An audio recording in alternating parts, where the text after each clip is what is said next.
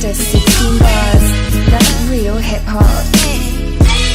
We try to tell people that Philly is a special breed. They hate to see us on top, they hate to see us on. They hate to see us come up, they hate we on. They hate the moves that we make because it's made to break them. We give them knowledge on tracks and hope our words can save them. I guess it's hard to give props when you know you lesser. So we right on your heels, I hope you feel the pressure. Rappers taking a roll, my shoes that never fit them. Before you come at a king, I let my soldiers get them. Oh my God, it's Usama! Is there a worse thing you can scream in an airport, right? Then he makes it worse. He's like, oh my God, I thought you were dead. Dude, I haven't seen you since September. Bro, where have you been hiding? I'm freaking out. Every TSA officer looking at me with that face that says Guantanamo Bay, right? So I'm like, okay, let me diffuse situation. Let me show my friend I recognize him. So I gave my friend one of these. But Howie, this looks less like an I know you and more like the plan is a go. Right? He was like, Osama. I was like, commence operation. I get through the gate, but now I'm late to my flight, so I'm running in the airport, right? But Heidi, I'm running with a massive jacket and a huge backpack. Y'all realize how bad a brown dude looks running in an airport with a huge backpack? I looked like a suicide bomber who overslept. Right? Just like, oh, first day on the job. And also last day on the job. We're now joined by funny man Usama Siddiquee. Usama, welcome to Philly on the Rise. How are you, man? I'm feeling good, man. Let's do it. That's good stuff. Welcome to the program. You know, a few years back, you made it to the quarterfinals of America's Got Talent. How was that experience for you? It was good, man. It was had some controversy there because it was during COVID times and there was not really a crowd back then for the final round or whatever. So what happened is I did stand up for like 4 people in a massive room, which was like kind of insane and had a little controversy, but only fans came out of that. So when you do stuff, you know, with integrity, you might anger some people, but then another half of those people are even more about you, kind of thing. Yeah, understood. The controversy, I guess it was a short-lived controversy. It's all over now, correct?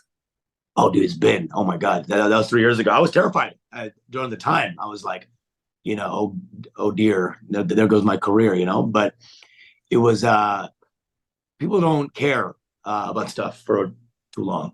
I think it was like within a week, everything was gone. It was all good. Yeah, it's always on to the next thing, right? 100%, 100%. I'm quite sure your parents were furious when you decided to drop out of medical school and pursue a career in comedy. No, they loved it. They're like, are you gay too? Oh my God. No, they hated it. They were so angry. They were so angry. I mean, they're traditional, that's what I'm saying. Like, there's traditional brown Bengali parents. And so they obviously were like, I hate this. My dad had a single, you know, the dad tier or whatever, you know, the just single, like, how dare you?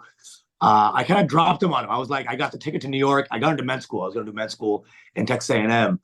And then day before I was left for med school, I just told my parents that I'm leaving to New York to do comedy. And it was really bad at the time. Now they got a couple things. Those aunties and uncles, they just need something to brag to their friends about eventually. So once I got America's Got Talent, a couple of different things in Comedy Central, that's when they started.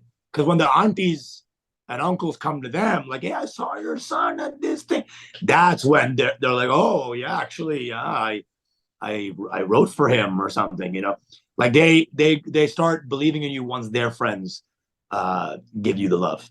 And they're so proud of you now. You mentioned you've been on Comedy Central and so many other comedy outlets. Yeah. So now they're good. They really are good. It's like it took a lot of credits to get them on board. And now it's weird because I don't know if y'all have the same thing, but with like brown dads or even an immigrant dad, maybe it's a minority thing too. It's like there's no middle ground. There's no like, it's all extreme. So it was like, how dare you do comedy? Your disappointment, get out of my face. You're out. And then once they start agreeing with it, it becomes, I'm your manager. This is what you got to do. This is what you got to write. I'm like, what happened to the like, hey, good job. We like what you do. Go for it. My dad now is like, you have to do more pilots in LA and go to pilot season. I'm like, how did you learn about all this stuff? So there's no, it really is like, I love them so much, but like, it's such extremes. There's no moderation with these types of people. But I love it, in a way. Understood. Usama, you often remark how when you first started off in comedy, a couple of stand-ups were terrible. Were you really that bad in the beginning? It was terrible. It was so bad. I was so bad. My first joke was like, "What's up, guys? My name's Usama. But you can call me by my stage name, Usama bin Laughing." Then I would like just yell way too loudly, and it was hack stuff, man. That's all I had. My sense of humor wasn't developed as much. So I was just doing like Osama puns and all that. But I was a funny kid in in life, but stand-up is a whole thing. I think Chris Rock said this. He was like, stand-up is not being funny, it's being funny at 7:30 p.m. on a Friday, right? It's this concept of being funny at a certain time with ideas that you've created. So that idea took a long time to understand, like being funny with my friends versus being funny on stage. Because when you're funny with your friends, you have all this context from years of hanging out with them that you can not have to say. Like, oh, everyone knows Jerry's like this, so the joke can come on the backs of this understood context. With comedy, you got to like put all that context into a sentence. That's where the hard part comes in. Like, how do you quickly show context for a group of strangers? That's the real skill. Well, your maturation has been amazing, because that was then, this is now, and you're nationally known to a certain extent. You're getting a lot of buzz nowadays, aren't you? Little bit. Well, I'll get some random love. It's not huge. We're not like Kevin Hart level, but I remember one time I was in this line for Snow's Barbecue in Texas, and it was right after AGT. And I remember sitting in line. I just feel the shadow behind me. I look back, huge, like 8-foot Texan guy, looks like, climbed the wall on January 6th. Like, this guy was for real, looking like the right wing Mountain Dew guy. And then he looked at me and he's like, "Sign AGT, man. It was hilarious. My whole family loves you." And I was like, you know what? Don't assume that you know what someone looks like. He looked so Texan, like 10-gallon hat. And he's like, I love your humor, man. I love where you're coming from. And I was like, you know what? That was my favorite, probably, like, fan interaction ever. Like, this guy, I assumed he was going to be some podunk, Texan, grass-fed racist, but he was the nicest dude on earth. Surprise, surprise. Tell us, do you think as a culture, America is too woke? It's interesting. It's like there was maybe a witch hunt a little bit a couple of years ago. People maybe who didn't deserve to get, thrown down, got thrown down. But I think for the most part, a good movement has overreactions sometimes. So like, there were some people that needed to get thrown out. So that was important. And naturally, there was an overreaction a little bit. Every revolution has it. And so now I think it might have gone that way to too woke, but then COVID came, and I think that kind of solidified everybody, and everyone kind of realized that maybe the most offended people might have been a little wrong, because here we have this genuine pandemic. It started like, putting everything in perspective a little bit. And I think post-COVID is not as intense or as, everyone's on glass shards as it used to be. Yeah. Tell us the difference between American parents and immigrant parents. What's the difference? I'll set you up for that one. I got you. American parents say "I love you" a lot. They say stuff like, "I'm on your team, chief," stuff like that. And we are the same way. Immigrant parents are the same way, but they don't say "I love you." They say, "Did you eat?" That's like the translation. If an immigrant parent asks, "Did you eat?" that means "I love you," but they'll never say "I love you." But there's just different ways to say it. For some reason, we get a little weird. I will say some like American parent things are great. Like the idea of like supporting their kids in baseball and stuff and going to the games. That's an American parent thing that I love. Whereas brown parents do not go to little league games. They don't, like, brown dads. You can't get them to do anything. So, well, they do support their kids. It's just they support them in different ways. Oh, 100%, 100%. But they're like, I'll feed you, but go to your student council meeting. Okay, yeah, what? So there's a limit there. But that's how I grew up. It was kind of like so much love, but on a much more like subtle level than it is kind of like in Full House. Why did you get into acting?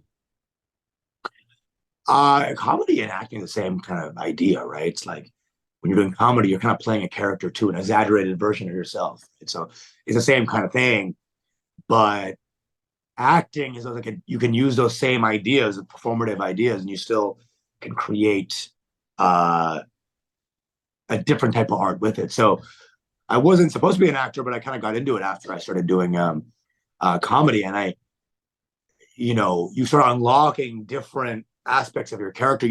The comedy is one aspect, one kind of thing, one exaggerated version of yourself. But acting, you can play with different colors, different ideas, there's definitely like places you can go that necessarily you can't go with comedy. Have you had a favorite character that you've played yet as an actor? Oh, dude, nice. Probably the Bodega Kid in Survival of the Thickest on Netflix. This is a show, Michelle Buteau show on Netflix. And I played this like horny bodega guy who like is trying to help the main character get Pop-Tarts from the top shelf. And I'm kind of like hugging up on her, trying to get the Pop-Tarts. And my mom sees it. She's like, what is this? I turn around. My tent is pitched. And then it's like this whole like, mother, please don't now. And so basically the main character thinks I'm an older guy, but really I'm like a kid. So she gets freaked out, runs away.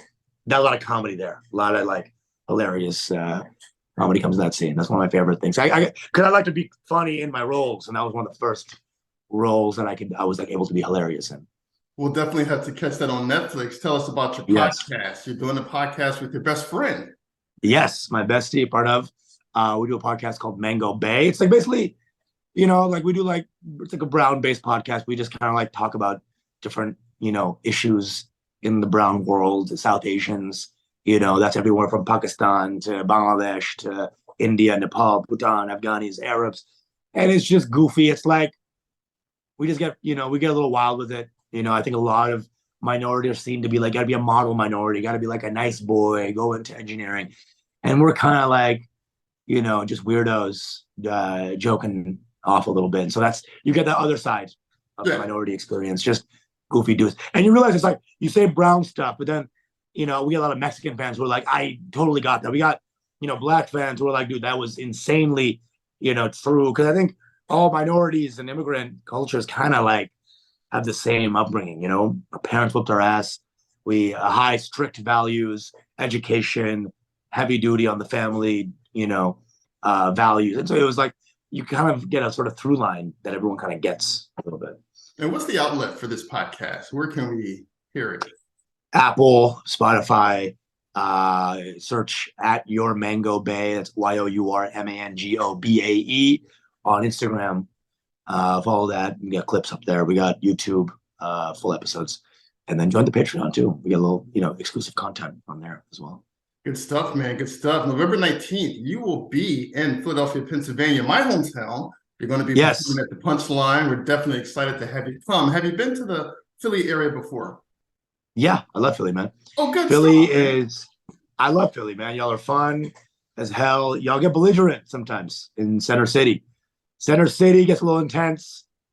These drunk white boys get a little inebriated quick, man. Yeah. So, but I like it.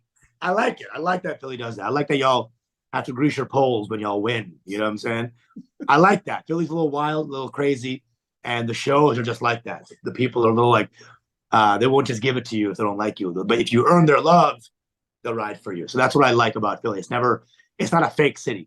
I'll say that. Yeah. We definitely wear our emotions on our sleeve. You will hear 100%. If we don't like you. You'll hear if we love you. So Yes. That's a good thing. Philly does not. What can we expect November 19th? What can the people expect from your comedy? I'm a funny guy. I'm wild, energetic. I'm a lot of rapid fire jokes coming at you, high value, social stuff, sex stuff, goofy stuff, race stuff, talk about everything. I like to play with the crowd. It's a good vibe. Hang with me after the show. New York is a place where we just make stand-ups where there's just mad jokes. So we're just throwing mad jokes all the time. So it's constant just jokery and just trying to get y'all to laugh. There's no like, oh, let's do a little story time. A story time with the mad jokes. So it's like, that's the thing. It's just, it's high joke retention. So come through, have a laugh. I'll make you laugh. I'm good. I've been doing this forever. So come through. Trust me. We believe you. We believe Trust me on this. I got this. November 19th, you'll be at the Punchline in Philadelphia. Looking forward to that date. Congratulations, Usama, on all of your success this far. And we're quite sure that there's so much more to come.